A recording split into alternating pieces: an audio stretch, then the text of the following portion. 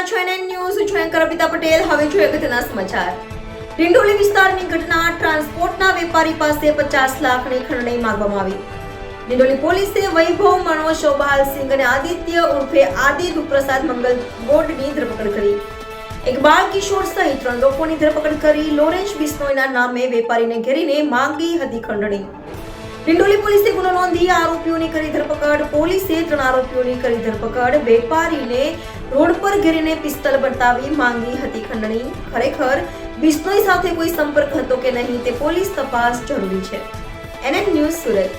દર્શક મિત્રો, એનએન ન્યૂઝને લાઈક, શેર, સબસ્ક્રાઇબ કરો, બેલ આઇકન પ્રેસ કરો જેથી આપને નોટિફિકેશન્સ મળતી રહે. ગઈ તારીખ 21/12/2024 ના રોજ મહેન્દ્ર ઉર્ફે રામબોલ ઠાકુર નામનો 49 વર્ષનો જે વ્યક્તિ છે, જે જગદંબા એક્સપ્રેસ ચલાવે છે, તે જ્યારે પોતાના જે કામકાજનું સ્થળ છે ત્યાંથી ઘરે જઈ રહ્યો હતો એ દરમિયાનમાં એક આદિત્ય ગોડ કરીને જે વ્યક્તિ છે એની પાછળ બાઇક લઈને આવ્યો અને પ્લાસ્ટિકની એના મસ્તક ઉપર ગન મૂકીને એને કીધું કે કાલે 25 પેટી તૈયાર રાખજે.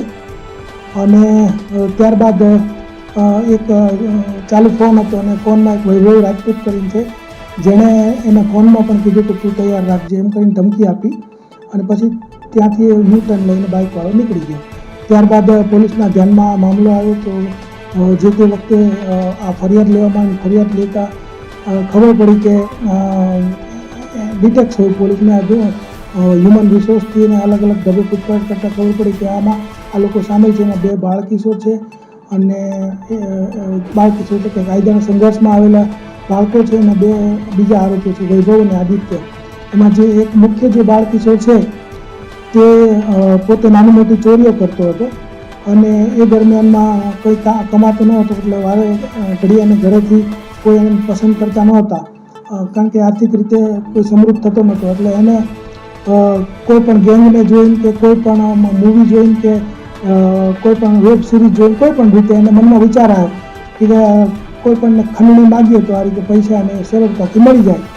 એટલે એને વિચાર આવતા એને આ બીજા 2 મિત્રો કે જે પુખ્ત ઉંમરના છે, વૈભવ અને આદિત્ય, એને વાત કરી અને આ રીતે એ લોકોએ પ્લાન કર્યો. અને પ્લાન કરીને આ લોકોએ એને પહેલાં મારી નાખવાની ધમકી આપી. પછી એને કીધું કે તારા ઘર ઉપર ફાયરિંગ થશે, તું પૈસા નહીં મોકલા. ઇન બિટવીન પોલીસ પાસે આ મેટર આવતા પોલીસે આ ગુનો ડિટેક્ટ કર્યો અને 4 જે આરોપીઓ છે એને ધરપકડ કરવામાં આવેલી છે. લોરેન્સ બિશ્નોઈ ગેંગનો નામનો ઉપયોગ કરવામાં આવ્યો હતો. અત્યાર સુધી આ લોકો જે છે એમાં 2 બાળકિશોર છે અને 2 એના મિત્રો છે અને તે અહીંના જ રહેવાસી છે. એમનું લોરેન્સ બિશ્નોઈ કે અન્ય કોઈ ગેંગ સાથે હજી સુધી કોઈ એવી સામેલગીરી તપાસમાં મળી આવેલ નથી.